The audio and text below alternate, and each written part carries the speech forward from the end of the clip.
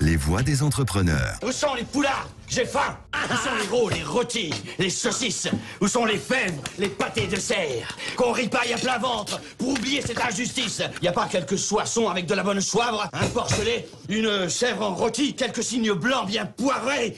Ces amuse-bouches m'ont mis en appétit. Vous avez sans doute reconnu la voix de Jean Reno et cet extrait absolument culte des Visiteurs. Les voix des entrepreneurs, ce soir, vous parlent de votre assiette, chers amis. Qu'est-ce que nous mangeons depuis un an? Est-ce que nous avons changé nos habitudes? Est-ce que nous faisons nos courses au même endroit que d'habitude ou davantage sur Internet? Est-ce que nous sommes revenus au petit commerce? Qu'est-ce que nous cherchons à acheter? Avec quoi avons-nous besoin de nous nourrir? On va en parler comme assez régulièrement avec Vanessa Pérez. Bonsoir à vous. Je rappelle que vous êtes l'auteur du livre Entrepreneur d'un monde nouveau. C'est publié chez Kawa Édition. Vous allez nous présenter deux coups de cœur d'ailleurs, deux entreprises en un mot. Exactement. Je vais vous présenter Futura Gaia, qui est une entreprise qui produit des fermes agricoles verticales, et aussi Wheezy Shop, qui est une solution de e-commerce all inclusive. Exactement, toutes les nouveautés que nous découvrons de plus en plus et dont nous allons parler avec notre grand témoin ce soir. Bonsoir à vous, Xavier Terlet. Bonsoir. Bienvenue à vous sur Sud Radio. Vous êtes le directeur général du cabinet Protéines XTC. On va présenter votre cabinet d'abord. Avec qui travaillez-vous et concrètement, qu'est-ce que vous faites ? Alors, ce que l'on fait, on a un cabinet conseil, un conseil en stratégie, en innovation, en communication pour les entreprises de l'agroalimentaire. Alors, avec qui on travaille à la fois de la start-up, la toute petite entreprise qui est émergente, au grand groupe agroalimentaire, le grand distributeur, et je dirais les intervenants de la fourche à la fourchette, comme il est l'usage de dire, sur toute la filière alimentaire. Du producteur au consommateur en quelque sorte. Vous conseillez du coup les professionnels de l'agroalimentaire, qu'ils soient nouveaux, anciens, petits ou grands, sur ce qu'ils doivent proposer à leurs clients. À quel moment du conseil vous intervenez ? On intervient à tous les niveaux du lancement de produit, de l'origine du produit. On peut intervenir, par exemple, quand un industriel nous dit le consommateur, il change. Ça va être le thème de l'émission. Il y a beaucoup de nouvelles revendications du consommateur en termes, par exemple, de sécurité, de santé, d'éthique, d'écologie, pourquoi pas. Comment, par exemple, vous savez que maintenant il y a des systèmes de notation sur les produits, des A, B, C, comme à l'école, on a des notes. Eh bien, comment mon produit peut avoir une meilleure note, par exemple. On intervient beaucoup sur ce genre de choses. Faut savoir que dans nos collaborateurs, une trentaine de collaborateurs, la moitié sont des scientifiques, sont des ingénieurs de l'agroalimentaire, sont des scientifiques, les autres des communicants, des gens spécialisés dans la crise, etc. Donc véritablement, on intervient à tous les niveaux de l'élaboration d'un produit, à la fois sa composition jusqu'à la manière d'en parler à des différents publics, que ce soit des professionnels ou des consommateurs. Le goût, la consistance, le prix aussi, sa présentation, la manière dont on en parle, ce qu'on met dedans, ce qu'on évite de faire. Vous nous donnerez les bons et les mauvais conseils, Vanessa Pérez? Oui, j'aimerais avoir un petit exemple. Imaginons, je suis une entreprise, je viens chez vous, j'ai envie de lancer un produit, j'ai senti qu'il y avait une tendance. Est-ce que vous pourriez nous aider un petit peu à nous mettre en situation et quel est le cheminement et quel est le partenariat que vous élaborez? Choisissez un produit au hasard, Vanessa. Voilà. Un fromage, un snack, allez, un snack, c'est plus fédérateur. Un snack. Alors, il y a différents types de snacks. Ça peut être de la chips, ça peut être des produits, des snacks qui sont en termes nutritionnels qui peuvent peut-être faire des progrès. On peut soit intervenir sur la manière d'optimiser les ingrédients, la manière de faire pour que le produit soit plus en phase avec des attentes de légèreté, des attentes de sécurité, avec des ingrédients que le consommateur apprécie.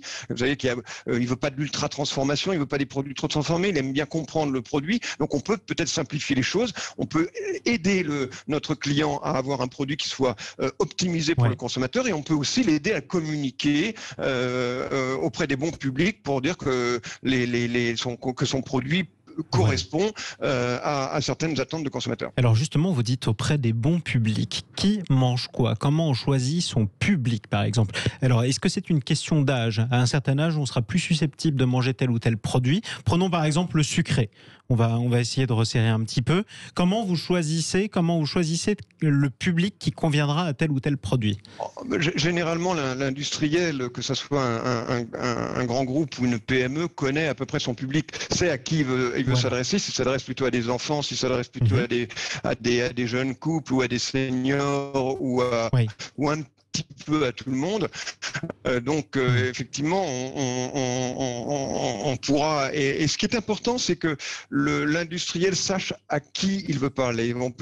Quand on nous dit, moi, mon produit, il est bon pour la santé, il est écologique, il y a plein de qualités, et on veut s'adresser aux enfants, on veut s'adresser à tout le monde, on va dire, bon, là, on va peut-être essayer de réfléchir à une plateforme de marque et savoir à qui vous vous adressez et ce que vous voulez faire pour ça. Et on va continuer à parler avec vous des nouvelles tendances, justement, ce qu'on a pu observer pendant un an, parce qu'on a tous plus ou moins changé, en tout cas nos habitudes de vie, notre manière de consommer. On n'achète plus forcément nos aliments et nos repas chez les mêmes commerçants, mais on va aussi parler de ces entreprises innovantes. Tiens, vous auriez peut-être les connaissez-vous, Xavier Terlet. On est avec Vanessa Pérez qui vous présente l'un de ses coups de cœur, Futura Gaia. Vanessa, vous nous parlez d'une nouvelle génération en fait de fermes agricoles. Exactement, ce sont des fermes agricoles verticales qui ont tout de la science-fiction. Alors je vous propose, avant de commencer, oubliez vos références et imaginez une série de cylindres empilés les uns sur les autres, sur les parois desquels sont plantées vos futures salades. C'est bon, vous visualisez ?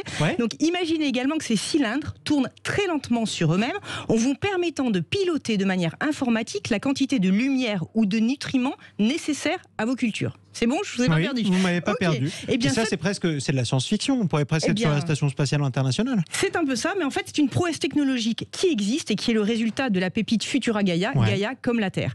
Et donc, c'est une start-up qui est implantée dans le Gard, qui a été fondée en 2019 par Pascal Thomas et Nicolas Cecaldi, et qui a pour ambition de répondre aux enjeux de raréfaction des ressources de terres agricoles et d'économie d'eau. Alors, du coup, à quels enjeux de l'agriculture répond Futura Gaia, Vanessa ? Eh bien, il y a 4 enjeux majeurs. Le premier, c'est qu'on a compris une culture verticale, eh bien, ça permet d'économiser de la surface au sol. En d'autres termes, ça prend moins de place. Voilà. Ça prend 10 fois moins de place. 10 fois moins de place que la culture de plein champ. Ensuite, cette solution, elle est très économe en eau, puisque pour faire pousser 1 kg de salade, vous avez besoin de 10 litres d'eau et non 115 litres dans un champ de culture. Est-ce qu'il y a moins de déperdition ? Est-ce que vous arrivez à arroser sur la salade du dessus, par exemple, tombe sur la salade du dessous, si j'ai presque exactement, compris. Il y a beaucoup moins de déperdition. Elle permet également de lutter contre les aléas climatiques, puisqu'on est dans une culture indoor, donc vous n'avez pas de pesticides et vous n'avez pas d'insectes. Et la dernière chose, c'est qu'elle permet une traçabilité de la production.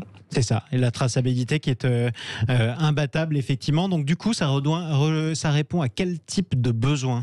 Ça répond essentiellement aux besoins de la grande distribution, de la restauration collective, de l'industrie cosmétique ou pharmaceutique, et ça garantit surtout des volumes à prix stable tout au long de l'année. Du coup, c'est plus productif, c'est moins cher, c'est aussi bon ? Alors sur le prix, on n'a pas de statistiques, mais c'est meilleur, c'est bien meilleur, parce que justement, il y a une plus grande densité de nutriments à l'intérieur des végétaux.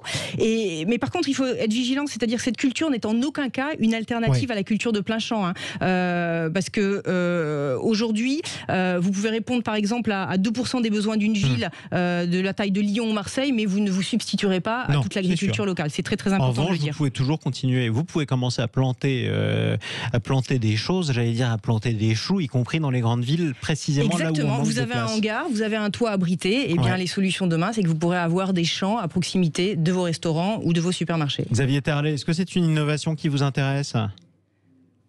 Alors oui, bien sûr, parce que c'est des sujets qu'on regarde depuis longtemps. Alors ça existe depuis longtemps au Japon. Par exemple, vous avez des usines à salade, on appelle ça comme ça, où des anciens immeubles, des anciennes usines sont complètement recyclés, effectivement. Et c'est intéressant. Vous l'avez dit, les avantages vous les avez donnés, mais c'est aussi la productivité, c'est-à-dire qu'on a de la quantité, on a de la même qualité en permanence. Vous savez que les produits agricoles sont ça change avec le climat, il peut y avoir des impératifs, il peut y avoir des choses qui peuvent être un peu compliquées, il peut y avoir aussi des maladies qui arrivent, etc. Donc ça a beaucoup de qualité en termes industriels, des aléas, etc. Mais il y a un manque. Vous savez, on dit toujours, oui, la bonne tomate du jardin de ma grand-mère, qui avait un goût ça, le lien avec la terre, ça manque, puisque là on a de l'eau, effectivement on a un substrat, on n'a pas de lien avec la terre, d'ailleurs on ne peut pas faire du bio de cette manière-là parce qu'il n'y a pas de terre. Donc vous voyez, il y a une dimension, et vous avez raison de dire que c'est pas en remplacement, c'est à côté. C'est une autre solution, mais qui a effectivement beaucoup d'intérêt. Une astuce en plus après. Alors vous parliez justement, on a tous utilisé ça, cette image, la tomate du jardin de ma grand-mère, sous-entendu, elle était naturelle parce qu'elle était près de chez moi. C'était pas nécessairement la moins chimique. Qui se souvient combien sa mamie ou son papy d'ailleurs allait acheter de pesticides grand public dont le nom est archi connu d'ailleurs dans les grandes surfaces, il faut le dire. Ça nous amène à plusieurs choses. Les changements de tendance, Xavier Terlet justement. Est-ce que c'est une recherche objective évolutive et qu'on retrouve dans les tendances de consommation, à savoir des produits qui qui utilisent dans leur production moins de produits chimiques. Bien sûr, il y a une vraie tendance à une plus forte, ce qu'on appelle dans le jargon naturalité. Ouais. C'est une naturalité qui peut passer effectivement par une moindre transformation. On parle beaucoup dans nos métiers d'ultra transformation. Le consommateur se méfie des produits qu'il ne comprend pas. Hein. Ouais. C'est difficile. Vous lisez une liste d'ingrédients, il n'y a pas un consommateur sur deux qui comprend la moitié. Je veux dire que c'est des mots et des qu'on ne connaît pas.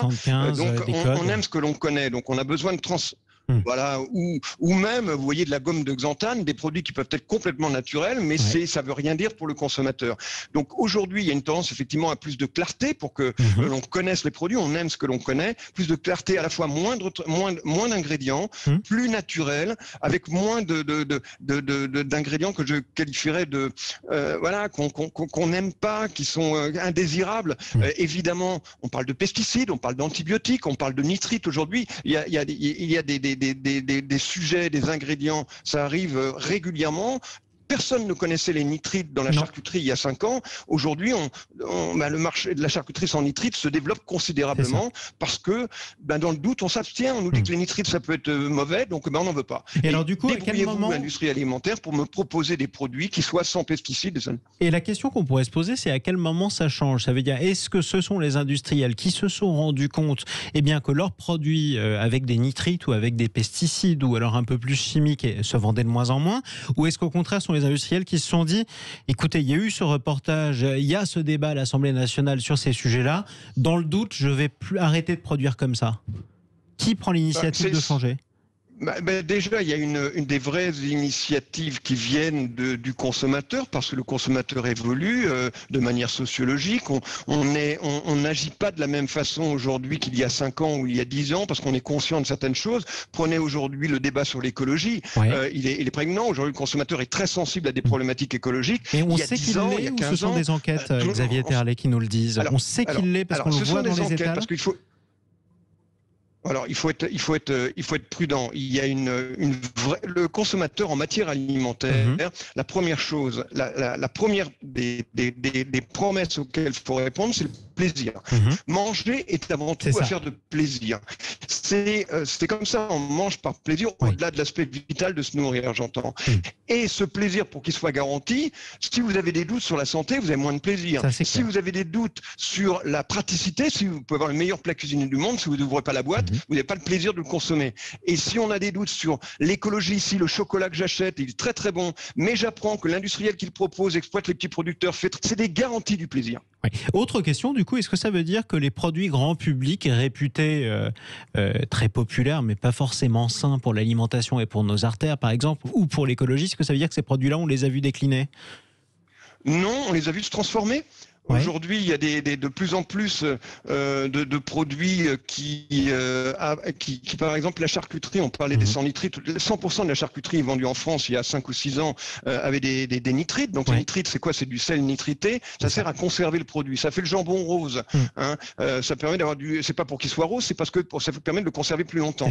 Donc les nitrites, il y aura un débat. Il y a des débats, des études. Alors dans le doute, on s'abstient, donc on n'en veut plus parce que les études montreraient que ça pourrait être néfaste pour la santé. Donc aujourd'hui, on veut de la charcuterie sans nitrite. C'était impossible, disaient les industriels il y a 6 ans. Comme le consommateur en veut, on a trouvé les solutions. Aujourd'hui, il y a du jambon sans nitrite. Certes, il se conserve moins longtemps. Certes, il n'est plus rose. Mais en tout cas, c'est un marché qui se développe de plus en plus. Et justement, on va continuer à aborder les nouveautés, les marchés qui se développent, les émergences, les nouvelles tendances, les coups de cœur de Vanessa Pérez. Vous nous présentez aussi Wheezy Shop, votre deuxième coup de cœur du jour. C'est pour donner un coup de main en fait à tous les entrepreneurs qui souhaiteraient avoir une boutique en ligne, mais qui n'ont pas le temps en fait, ou qui sont rebutés par l'informatique. Oui, on le sait bien, le contexte actuel a vraiment encouragé à développer son commerce en ligne, et je voulais vous proposer une solution made in France qui s'adresse aussi bien aux débutants en informatique, et j'insiste là-dessus, qu'aux commerçants qui font plusieurs plusieurs millions de chiffres d'affaires. Et cette solution, eh bien, elle s'appelle Wheezy Shop. Elle est all-inclusive et en 90 minutes, vous pouvez exactement avoir le site de vos rêves avec toutes les fonctionnalités. Que ce je soit suis libraire, je suis charcutier par exemple. Vous êtes fromager, vous êtes dans le textile, vous êtes dans l'outillage, vous êtes dans effectivement libraire, n'importe quelle profession. Eh bien, vous allez sur la plateforme Wheezy Shop et là, vous choisissez votre hébergement, la conception d'une jolie vitrine, les mises à jour, la sécurité. Vous avez un club de Wheezy Shopiens qui vous donne des conseils si vous êtes perdu. Et puis, vous avez une assistance aussi avec des coachs personnalisés qui vous accompagnent en fait dans votre démarche. Donc 90 minutes chrono, c'est plus facile, oui. Ouais. C'est à peu près 10 000 boutiques aujourd'hui Wheezy Shop, donc ça veut dire que c'est vraiment une garantie d'efficacité. 10 000 boutiques en France qui ont pu faire un site internet qui fonctionne. Qui sont actuellement, parce qu'il y en a eu plus de 100 000 effectivement qui l'ont adopté et puis qui en sont revenus. Mais aujourd'hui, on a 10 000 boutiques actives. Il faut savoir que l'abonnement mensuel est de 27 € et Wheezy Shop se rémunère sur votre chiffre d'affaires. Donc plus vous gagnez, plus il gagne. Donc en plus, c'est du gagnant-gagnant. Ils ont tout intérêt à ce que ça fonctionne et ça vous coûte pour à peu près 30 € par mois. Tous ceux qui ont une phobie informatique, peuvent s'y retrouver. Ça, c'est plus pour les petits commerces, on est d'accord. Petits commerces ou grands commerces, il n'y a pas de limite de chiffre d'affaires. Donc wheezyshop.fr. 90 minutes, c'est bon. Et ça nous amène à une autre évolution qui est très importante et qu'on a tous pu constater d'ailleurs pendant cette période et notamment avec cette pandémie. Xavier Terlet, le commerce sur Internet justement, est-ce que ceux qui font leurs courses sur Internet et qui se font livrer à domicile par exemple sont les mêmes qu'avant la pandémie ? Non, il y a plein de nouveaux. Ouais. Il y a plein de nouveaux parce que la pandémie, de manière contrainte, nous a bloqués chez nous. Ouais. Et donc, on ne pouvait pas aller faire nos courses. Alors, effectivement, ceux qui avaient l'habitude, évidemment, ont continué, mais il y a des tas de gens qui ne pouvaient pas faire leurs courses et qui avaient peur d'aller faire leurs courses quand il fallait faire la queue. On rentrait au compte-gouttes dans le magasin et puis toucher les produits avec du monde autour, ça faisait peur aux gens. Et on a notamment eu une quantité très importante de nouveaux consommateurs qui ont fait leurs courses sur clavier pour la première fois, donc ça a été un petit peu parfois difficile. Il y a eu beaucoup de seniors qui sont arrivés pour la première fois sur le e-commerce et qui, on a regardé les chiffres et les études, ça a augmenté. Je crois qu'il y a eu une progression très importante de nouveaux utilisateurs et pour la plupart, ils sont restés utilisateurs du e-commerce même après le confinement. Y compris les personnes âgées d'ailleurs, et ça c'est important aussi parce que c'est une idée reçue. On a l'habitude d'aider sa grand-mère par exemple à se servir de la télécommande de sa télé, donc on se dit toujours qu'elle aura plus de mal, même si c'est un préjugé débile, qu'elle aura plus de mal à aller faire ses courses sur Internet. En revanche, ceux qui l'ont essayé et qui sont seniors, ils restent parce que c'est pratique. Absolument, ils restent, mais encore une fois, c'est pas exclusif parce que c'est vrai que les seniors aussi qui ont du temps aiment bien aussi la convivialité du magasin, convivialité de la boutique, etc.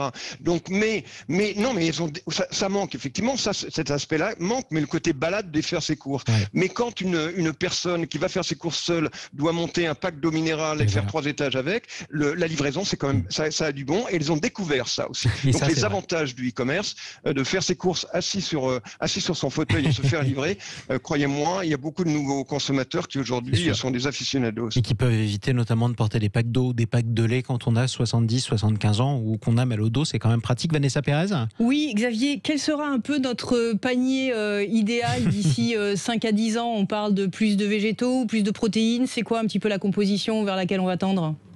Alors, plus de protéines végétales, oui, sans doute, très clairement. Alors, il y a des débats aujourd'hui, des débats passionnés dans les cantines des grandes métropoles françaises. Sur la viande mais sur la viande, sur voilà. Je crois aujourd'hui que on nous a dit, vous savez, on vient de l'après-guerre. Moi, je me souviens, mes parents me donnaient de la viande et c'était bien d'avoir de la viande à tous les repas. C'était comme ça à l'époque, c'était comme ça. C'était l'abondance. On s'en est remis, on s'est dit c'est pas né.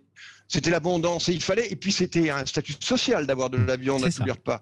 Aujourd'hui, on en est sorti de ça. Aujourd'hui, le végétal a du bon. On veut plus de... Vous savez ce qu'on appelle les flexitariens, c'est un mot très compliqué pour dire en gros, je veux plus de végétaux dans mon alimentation. C'est-à-dire que de la viande peut-être moins souvent, mais de meilleure qualité et davantage de végétaux. Aujourd'hui, on a la chance, il y a plein de startups qui se créent justement avec des légumineuses, nous on travaille par exemple une petite startup qui s'appelle Algama qui fait à partir partir de micro-algues qui fait des choses merveilleuses comme des sauces, etc. Donc il n'y a pas de produits d'origine animale dedans. Ça convient à certaines personnes.